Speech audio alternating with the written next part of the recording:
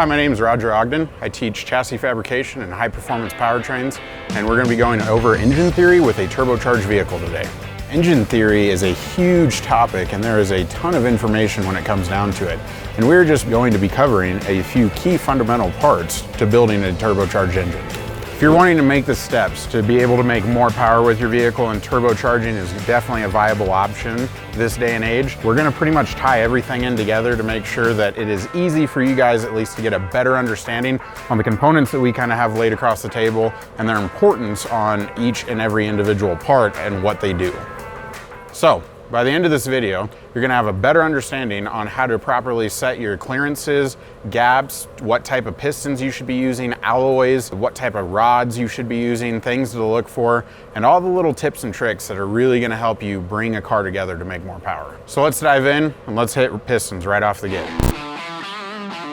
First thing we're going to be covering is pistons. We've got a multitude of different alloys, types of pistons, whether they have dishes, domes, and how that is going to affect our turbocharged engine. One of the reasons we're starting with pistons is that they have to withstand the immense pressure and the increased intake pressure that we are going to be introducing to this vehicle, which is then going to increase our horsepower and torque tremendously. All right, so we got a bunch of different pistons here, and this one right here is going to be a fairly stock application. It is a cast style piston, slightly dished, a couple valve reliefs in it, and it is actually on a factory cast rod. This one's going to do fine for most of our daily drivers, but when we start turbocharging the vehicle, might not be able to withstand what we are going to do. Upgrading from here, pretty much one of the most standard pistons you're going to find. We're going to get a flat top. This is going to be a 2618 alloy generally.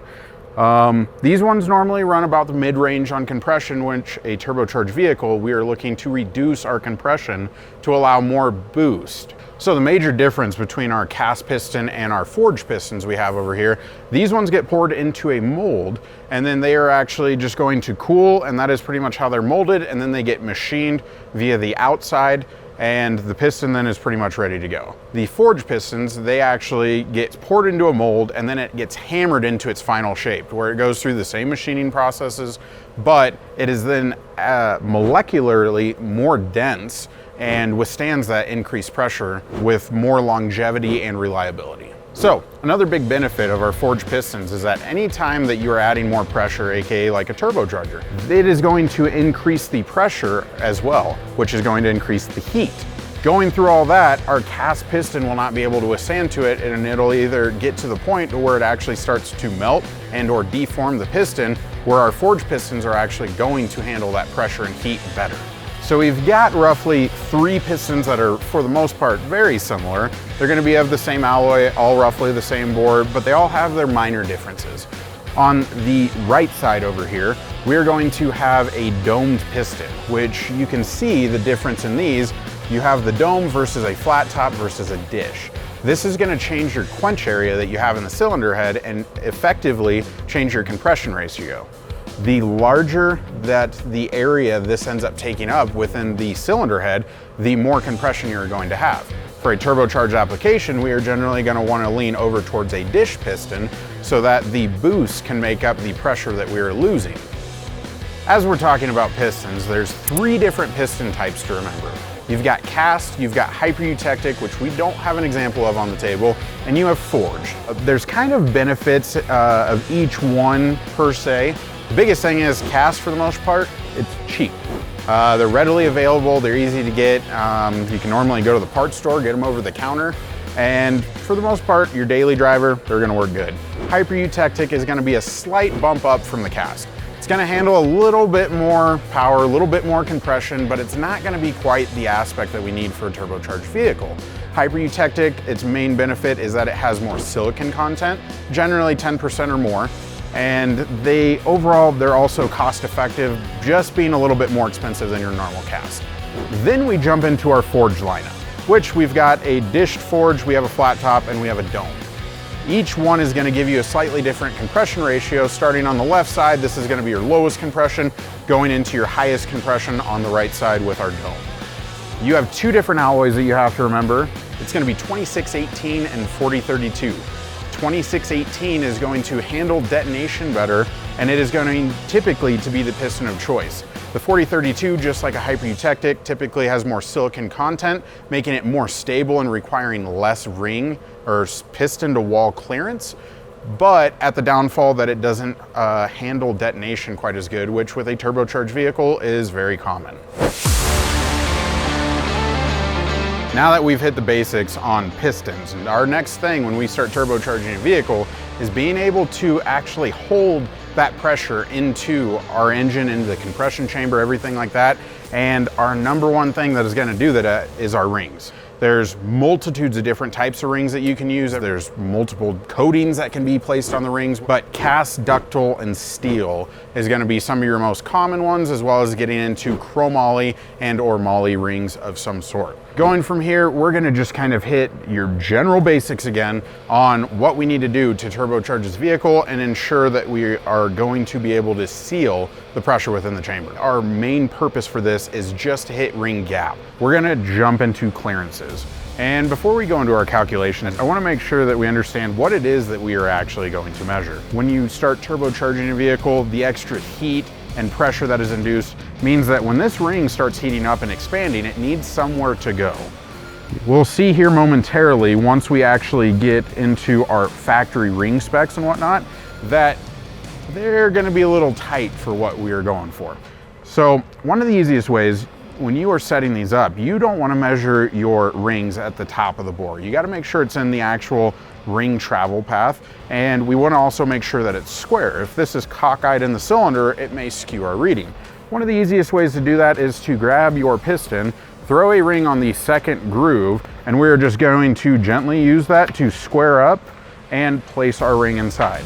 Once that is now in, we now can come inside here and you can see that little bit of a gap, and we can measure that to see if it fits our tolerances. So with a turbocharged vehicle, the reason that we need to increase our ring gap is that we started with a car that's making, give or take, about 150 horsepower. And our goal with this is to make over 600 horse. And so what we're gonna do from here is we have to take into account the fact that we're making 4 times the horsepower. That means we're making roughly 4 times the combustion pressure as well as heat in that physical cylinder. This ring has to have a little bit extra room to expand. Now that you guys kind of get an idea of what it is that we're physically measuring, which we're going to be using what we call a feeler gauge. This style here is a go, no-go gauge. But our main goal is to be able to get this to fit in there nice and tight, but not too tight. We want a slight drag. So from here, we're gonna have to actually go to the board and calculate it out. When it comes down to it, you gotta make sure that at least you use the specifications provided by your manufacturer. They're gonna give you a minimum tolerance. 2 things that you have to consider. Too big is bad, as well as too small of a gap for your rings is too bad. If it's too small, you're going to end up leading into the issue with our extra heat and pressure from the turbocharger. It is going to actually end up closing that gap too much. If both sides of the ring end up touching during a pull, something along those lines, the only place they have to go from there is out. And that is going to lead to damage to your cylinder wall, which is going to cause catastrophic compression loss as well as a poorly running engine. But on the flip side, if we have too much ring gap, you're going to run into the issue where you could potentially lose some of that compression pressure into the crankcase. Overpressurizing the crankcase could potentially blow a seal, but it's a fine line. You got to kind of draw the line somewhere, and you got to choose a happy spot in the middle. So the vehicle we are turbocharging is a 2001 Acura Integra. It came from the factory with a 81 millimeter stock bore. For our math calculations, it's going to be in thousandths of an inch. So we need 3.188 inches. So that's 3 inches, 188 thousandths. From there, our factory ring gaps were roughly on the top ring. We have to consider each ring is gonna have its different gap. So we have our top and our second. Those are gonna be the 2 crucial when it comes to turbocharging and or boosting a vehicle. Top gap from the factory on this one was 8 thousandths to 14 thousandths, which stock form works pretty good. With the extra heat, we're gonna have to open that up a little bit. Now, second ring gap was 16 thousandths to 22 thousandths. So we've got a pretty large range of area from factory on where we are gonna go. Using manufacturer's recommendations for the pistons that we have, we are going to use a little bit of a calculation, and that's per every inch of bore, we are going to multiply it by 6.5 thousandths. So we have 3.188 times 0.065. And that is going to give us our top ring clearance. So when we multiply our piston by our per inch clearance, we are going to end up coming out with roughly 22 thousandths of an inch is what our gap is going to be. Now this right here, this is going to be our minimum. Some people, depending on how much boost that you're running, things like that, this is planning for about medium boost, which is what we're going to call 15 to 30 pounds, give or take. This is going to leave us a little bit of leniency, but you guys can always modify and alter, and instead of doing 6.5 thousandths, we may bump it up a little bit to 7 thousandths, something along those lines. But that's kind of just based on manufacturer recommendation or your own peace of mind. So doing the second ring, normally you can either go slightly larger, so you could do 6.5 on the first, 7 on the second, or you can do 6.5 on both. Kind of just depends on personal opinion and what people kind of feel is justifiable for their build. But for what we are going to be doing, we're going to be using 6.5 for both our top and bottom. So top and bottom are both going to be 22 thousandths on the gap. So now that we have gotten our calculations, we are going to use our feeler gauge. You're going to notice that I'm going to try to put this in and it's not exactly going in, which means that we're going to have to file these a little bit. So from here, we're going to pull our ring out. We're going to go over to our ring filer. You're going to apply very light tension and make sure that you keep this flat.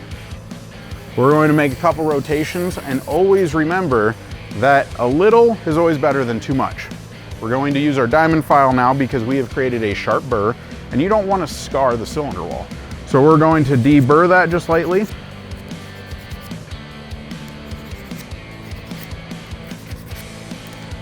And I like to do this every time just to help preserve that cylinder wall.